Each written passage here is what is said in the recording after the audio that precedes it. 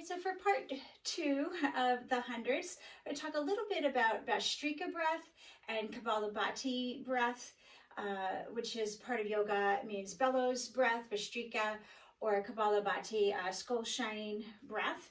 And this is a great connection actually with the hundreds, and both can help each other. These breaths in yoga are usually done seated. So I want to turn to the side so you can see a little bit of the movement in the belly area. And you could sit up on a blanket or a block, or you could also do this just to sit in a chair. All right, so I'm going to move this hand out of the way. And so with kapalbhati breath, it's a passive inhale, right? And you're pumping the belly in, and you're trying to keep the body still. So when you're pumping in, the body isn't moving around. So just like the same goal in hundreds, the body is staying still. And the arms are moving, but the torso and the rest of the body is staying still. So typically the breaths are done through the nose in yoga, both the inhale and exhale, whereas in Pilates you might breathe out through the mouth. And sometimes yoga folks feel that helpful too for starting. So you're going to do just quick little for kapalbhati breath. It's just quick little. And then you can take a nice smooth breath in.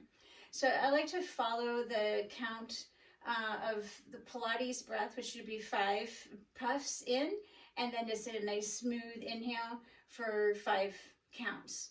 And then you can start to build that up, just like hundreds builds up from 20 repetitions to 100. You can also build up to 100. Some of the more ancient yoga practices, it is recommended to do 100 breaths, to work up to 100. And one of the commentators on the Hatha Yoga Pradipika says that 50 is fine to start with. You really don't need to do more than 50, but you could do up to 100. But again, you might only start with like 20.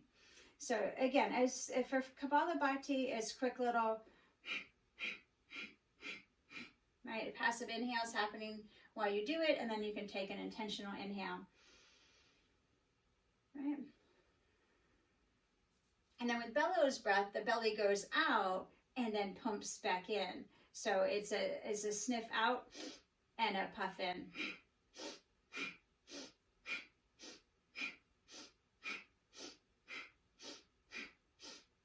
Right, my body's moving a little while you're trying to keep it still, right?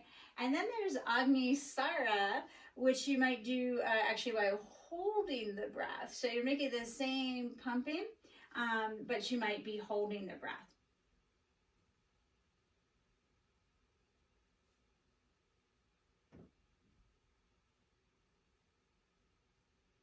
Right, and that you can work up too.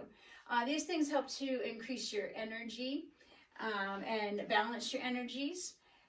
They are recommended, not to do if you're having high anxiety, if you have any heart conditions, blood pressure issues, or reproductive issues, or eye issues, to not to do these more kind of strenuous types of breath.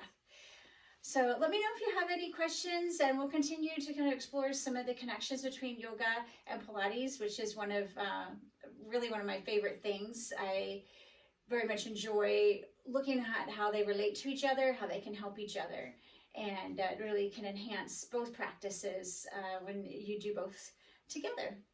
All right, have a good rest of the day. Happy breathing.